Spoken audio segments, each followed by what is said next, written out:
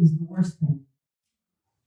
There's a fascinating book, I can't remember exactly the name of it. I read it at my father's house decades ago, about this man who was able to train wild horses in half an hour without violence. And his father had beaten the horses and tied them up and put, cloths over their head. And it would take 6 months to tame a wild horse. But he could do it in half an hour without violence. He became a very famous person and ended up being invited to England and so forth. And how he did it was he watched horses in the wild, because his family used to capture wild horses and tame them. And he saw that the biggest thing for a horse was being part of the group. And he watched the head of the group, the head mare, who would, that's M-A-R-E, who would give these subtle signals to the horses to let them know whether or not they were accepted. And he was saying, if you're a herd animal, if you're not accepted, then you're going to be in danger. You're going to be picked off by a predator.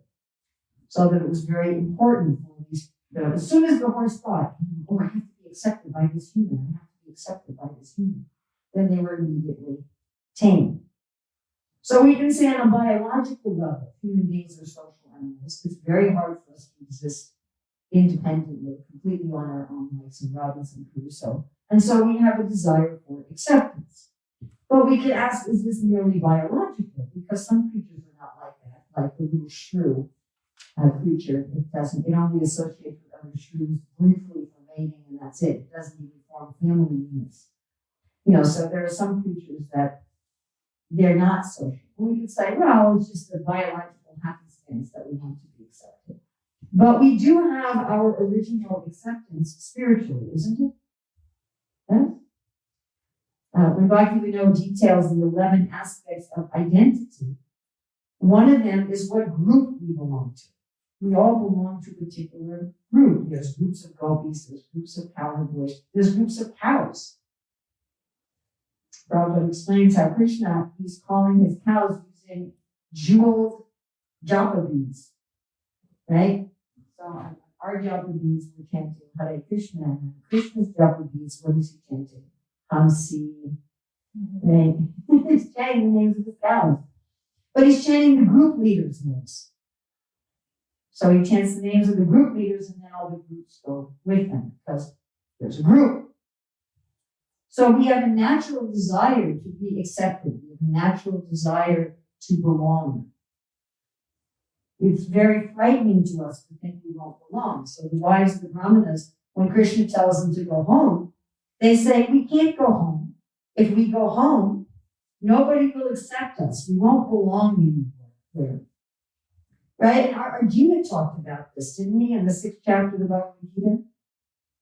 Where he says, my dear Krishna, if I'm not successful at surrendering to you, and in the process, I haven't done anything materially, I'll be just like a floating river cloud. I won't have any position anywhere. So these Brahmana wives are also thinking something very similar. We've given up our families to surrender to you, and now you're rejecting us.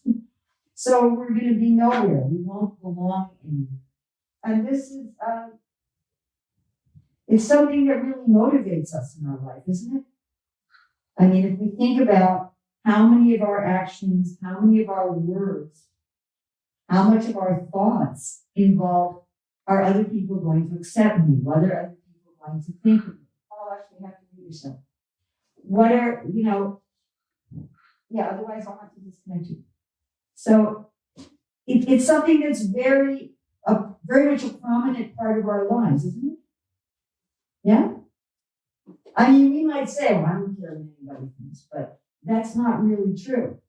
Then we belong to the group of people who don't care what anybody thinks. Right? Isn't it? Right? We belong to the rebel group. And there's groups of rebels where everybody, wears old, torn, funky clothing and dreadlocks and has tattoos all over their face and says, we don't care what anybody thinks, but they care what their group thinks. They have to be cool to their group. So one of the major steps in spiritual life is changing our group identification. This is the second big step. There's Anushraha, And then there's, what's the next one after Adishraddha? Sadhu Sangha, where we start associating with other people who are interested in spiritual life. Now, in Adishraddha, according to Vishnu Chakravarti Thakur, there's practically no removal of materialism and an artist. That's just like, yeah, I believe in God. What do you do about it? Nothing.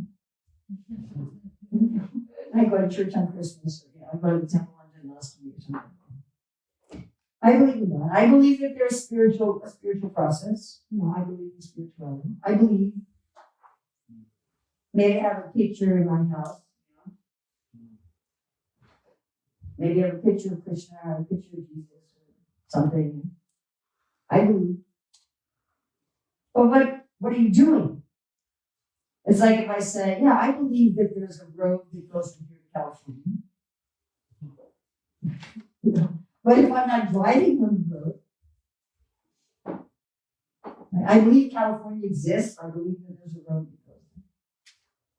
But Sadhu Sangha, you're starting to make a commitment. You're starting to change your friends, which may mean leaving the sacrifices and the ceremonies and the stuff that materialistic people are doing and going to hang out with Krishna and his friends instead. That may be what it means. Your friends are throwing a party at the bar and you say, I think I'm going to go to the kirtan at the temple. Or your parents are doing something, your family. I have something else I want to do. I was talking the other day about this devotee I know whose husband was very inimical. And so she would lie to him. And she was saying, I'm going to go for a walk in the park and she'd be distributing Prabhupada's books. So this is a big step. And it's a step that comes with a cost. Because the people that, your old family and friends will start to say something after a while. Hey, why aren't you hanging out with us anymore? You become a little weird. What's around your neck? Why aren't you eating the things we're eating anymore? Something's funny with you. And I start to talk about this or that, and you're not interested. You don't want to go to, what's going on with you? Nothing's going on. But after a while, people will start saying something, isn't it? And they'll start saying, if you're not going to drink anymore, there's no basis to our friendship. They'll start saying things like that. If you just don't want to talk about the football game anymore, I don't think we have anything in common. Or it may become even very aggressive. We have these instances where even in the Shastra, it becomes very aggressive. Like Raghunath Das Goswami's family, who were religious and who were hosting Haridas Thakur. They were putting him practically under house arrest. That's pretty aggressive. And we had instances in ISKCON of parents that we call deprogramming. They would have the kids kidnapped and tortured. Not letting them sleep, not letting them have food, and so forth. You have to renounce the Krishna consciousness. So this is a big step. And as I say, it's a step with consequences. And there's many times that when people get to that step, they back off. They're interested in spiritual life, they're interested in God, but when it comes to changing their association, they try to do it. They start doing it, and then your friends go, yeah, and they go, okay, forget it. Actually, in the very famous book, Pilgrim's Progress, about the allegory of Christian. And that's one of the first things he also has to face. He says to his family, I want to find God. They're like, don't do it. You can be a little religious here and there. That's fine. We'll tolerate that. Mm-hmm. So there's this problem. And as I've said before, very few of us have a situation where every single person in our circle is supportive. Some people have that blessing. Maybe they're born into a family of devotees, they have an extended family of devotees, and everybody at their place of work is supportive. And they just don't run into unsupported people. They don't have to make that kind of a choice in their life. But that's very unusual. So I was thinking about instances in the Shastra. I was thinking of instances in the Shastra of two different things, of people who had this benediction of Krishna that he's giving to the wives of the Brahmanas. Don't worry, everybody's going to love you. And it was hard for me to think of a lot of those. It was like, how many instances are there in the Shastra where somebody who's with materialistic people surrenders to Krishna and the materialistic people are okay with that? They accept them. I really couldn't think of too many examples other than the wives of the Brahmanas, but I thought of some. I thought of Narada Muni. Maybe somebody can help me with other examples. Narada Muni is accepted by everyone. So Kamsa welcomes him, Hiranyakashipu welcomes him. I mean, he's a brahmachari, he's just in a family. And he was just born from Lord Brahma's body. So, and like some family life. But everybody accepts him. The demons, the demigods, everybody. Nobody harasses him. Then I was thinking about Bali Maharaj. So Bali Maharaj, after Vamandev sent him to Goloka, he was still the king of the demons. And all the demons accepted him. They even accepted having Vamana as the doorkeeper. I was thinking about the Pathan soldiers. Actually, I didn't think of that. I think that we did because I asked her for an example. So she said, what about the Pathan soldiers that Chaitanya Mahaprabhu brought to Krishna consciousness? They ended up going to Afghanistan, and there in a Muslim country, they were preaching Chaitanya Mahaprabhu's movement. I thought of Akura. Akura, everyone knew that he was a devotee of Krishna. And of course, Kamsa was using him for his own purposes, but Kamsa did accept him into his circle, whereas like Kamsa, imprisoned Vasudeva and Devaki, and most of the other devotees of Krishna fled from Mathura to other places. Anybody can think of any other examples where somebody becomes a devotee with inimical family, friends, or society, and the family, friends, or society say, oh, that's really cool that you're a devotee from the Shastra. Yeah. I don't know exactly, but Vidura, he wasn't accepted because he was godly. He wasn't. Right. But I'm asking someone who was. Someone who was just, because that's what Krishna is telling the Brahmin's wives here. You're going to be totally accepted. The demigods are all accepting you, and your husband's sons, brothers, everyone's going to accept you. You're not going to have a problem. I was just thinking how unusual is that diction. Okay, well, maybe I can think of some others. And I was thinking of lots of examples in the Shastra of the opposite. Talking about Vidura, who was never really accepted by the Kurus. And of course, Kunti and the Pandavas. You think her husband dies, she has young children, she's going to be taken care of. But because they're all devotees of Krishna, Duryodhana and Dhritarashtra are very inimical to the point of trying to kill him. Pretty extreme. Prahlad Maharaj, of course, where his father wants to kill him because he's a devotee. And Prabhupada often says, we have to be prepared that even our father will become our enemy if we become a devotee. I was thinking about Sarvabhauma Bhattacharya, that when he became a devotee of Sri Chaitanya Mahaprabhu, his son-in-law didn't accept him. His son-in-law, Amoga, was very inimical. And it was only when he was literally dying of cholera and Lord Chaitanya saved him that it changed. Haridas Thakur is an extreme example where he was never accepted by Muslim society. I mean, after he got beaten in 23 marketplaces, and he apparently died and then came back to life, apparently. Basically, I understand from that point the Muslim rulers left him alone. But I don't know if he was ever really accepted in Muslim society. Mirabai is a very famous example. And Mirabai, as a young girl, decided she would marry Krishna. But politically, she was married to, I think, Shaktas, worshippers of Durga. And again, she was really not accepted by her family or society. I want to go back to the previous. The ones who do get accepted? Yeah, I was just thinking he was quite a different kind of, he's a devotee in a Smarta Brahmana community, which a lot of times Smarta Brahmanas were not very favorable for like Vaishnavas, you know, but they accepted the Acharya, and he even was friends with Haridas Thakur, which is also like considered. That's a really good example. So I don't know if anybody can hear me anyplace else, but if anybody can hear me anyplace else. So Rajananda was saying, people were saying about Advaita Charya, that he was accepted by the local Smartas even though he was friends with Haridas.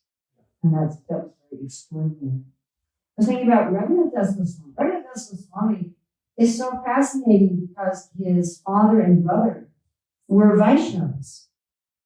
And they were Vaishnavas to the point that they were hosting Haridas. And they respected Sri Chaitanya Mahaprabhu. But they were materialistic devotees. You know, like most people in the world who are religious. Most people in the world who are religious are materialistic. They're worshiping God for some benefit in the world. And, you know, I mean, I got this from my mother when I wanted to join ISKCON. She said, it's fine to be religious, but don't be extreme. You know, and this is very common.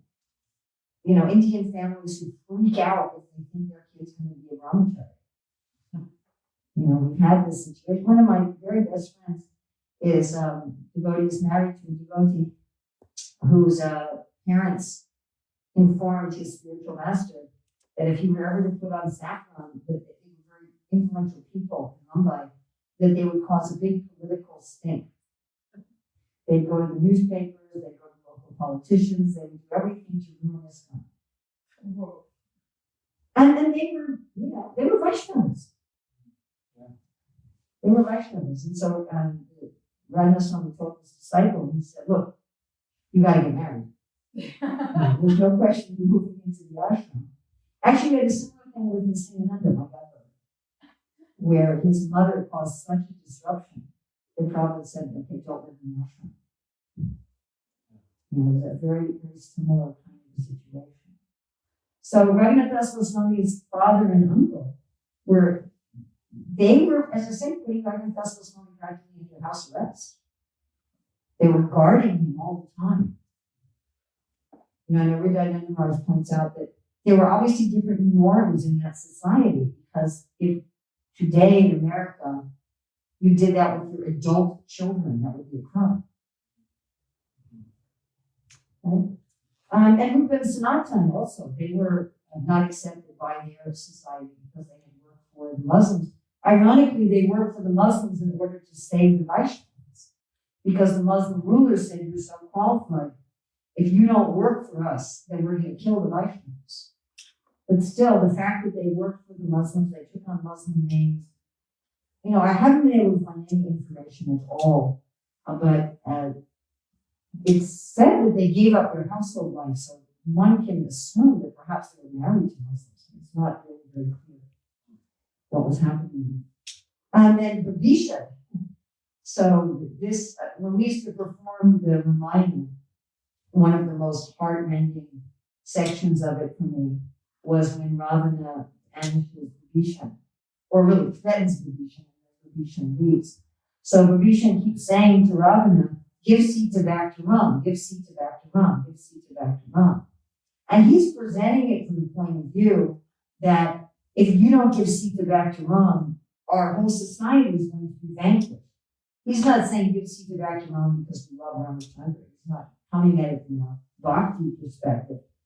And Ravana becomes so angry, very much like Duryodhana with Vidura, where he threatens Vibhishan with arrest. And so Vibhishan just leaves. You know, and then when he leaves, he joins Lord Ramachandra. Of course, that's kind of funny because he wasn't even accepted initially by the other devotees of Ram, even the Lakshmana. And then, of course, he became a traitor to the Rakshasas. So because Vibhishan was giving Ram's army secrets about the Rakshasas, you know, like especially with defeating Indrajit, Vibhishan is saying, I know where Indrajit's going now, he's going to this sacrifice, and when he does this sacrifice, he's going to be invincible, and that way they were able to kill Indrajit. And so, of course, Ravana was more and more furious, you know, you become a traitor, you become a traitor. of course, later, like Raleigh, when Vibhishan was made king by Ramachandra, then the remainder of the Rakshasas did accept him, that he was a Vaishnava king in their society. And then, of course, we have Vasudeva Devaki with Kamsa, that Devaki was his cousin sister. They were family, right? But Kamsa, because there's this benediction that they have that their eighth child will kill him, therefore he was, I mean, that's pretty severe, like kind of what Hiranyakashipu did to Prahlad. So that wasn't just a rejection, that was out and out violence. And we find that this is a price that most of us have to pay in some way or another. To let go of bad association or to be rejected by somebody because we want to be strict in Krishna consciousness.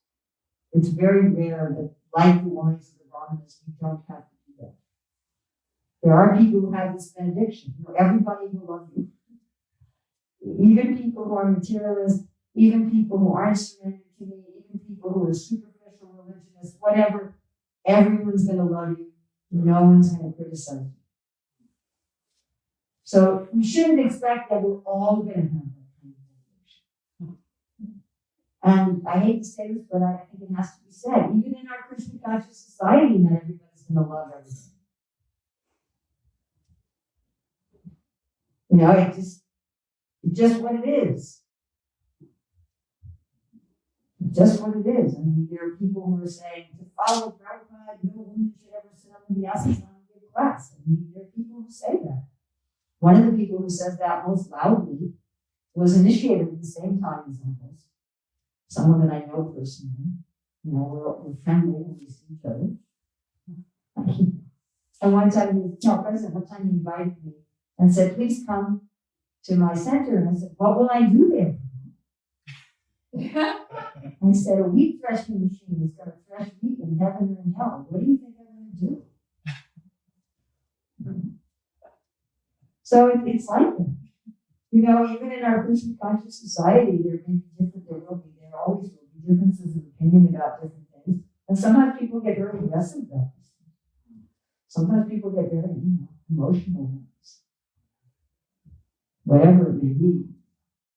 You're eating pizza, you're going to hell. And you can't hang out with pizza eating people anymore. Are you a pizza eater? Just kind of what it is. So the main person we want to accept us is Krishna. We want Krishna and Guru to accept us. We can't, we ourselves shouldn't be inimical to anyone. Right? Prabhupada's saying the devotee isn't inimical to anyone. We were just reading in the 11th chapter at the end, a verse that Prabhupada says the essence of the Bhagavad Gita. You shouldn't envy anyone. You should be a friend to everyone. And one of our students says, why is that in the verse? Because it's essential that we shouldn't envy anyone. We shouldn't hate anyone. But we should expect that some people are not going to accept us. Some people are not going to feel that we belong to their whatever. And even in the spiritual world, there's groups that have different opinions about how to satisfy Krishna. It's rare that there's leelas where everybody is together. Like under Govardhan Hills, a few leelas where everybody is together. All differences of opinion about how to serve Krishna at first sight. But that's unusual. Even the Kaliya pastime, like Rohini was back cooking. I don't know about when Krishna goes to Mathura if everybody's there. But that's kind of agonizing. All the gopis are together in Rasleela, but they're not always all together. Often different groups, different places that are competing. Where there's, like in the holy pastime in Nanda, they're kind of together and they're not, and they're kind of over. And look, not everybody is surrendered to Krishna and accepts Krishna. I don't know why you think that everybody has to love me. I have to get everybody to love me, everybody to accept me. Not everybody accepts Krishna. And he's perfect. I mean, I can give you a very long list of reasons why people shouldn't love me. But with Krishna, he's perfect. And still there are people who hate him and want to kill him and rebel against him. So this urge we have to be accepted, this concern, this anxiety we have, what will people think of me? Put it back to Krishna. Does Krishna accept me? Does Guru accept me? And other people, somebody else, someone will change. Somebody who loves us and accepts us today may not love us and accept us next week. Somebody who thinks we're terrible this week may love us next week. You know, that kind of, and that's just that pure, Krishna consciousness. This sadhu sangha, saying, I'm going to go to Krishna even though some people may criticize me. Some people may not like me. Some people reject me. I'm still going to go to Krishna. I'm still going to make that step. So questions, comments, additions, subtractions, let's talk about this.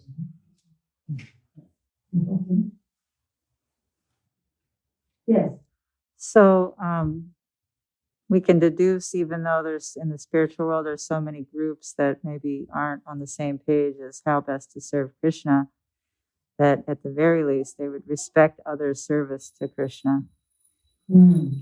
So there's actually saying that in the spiritual world, although they didn't use with other opinions, they respect the other service to Krishna. There's no malice. There's no malice. They may think the way I serve Krishna is better, otherwise they wouldn't do it. But there's no malice. And they certainly respect that, those other devotees, they're also trying to serve. Yeah. There's no demonizing and malice and envy. Trying to smash somebody. That's the one. Unlike here.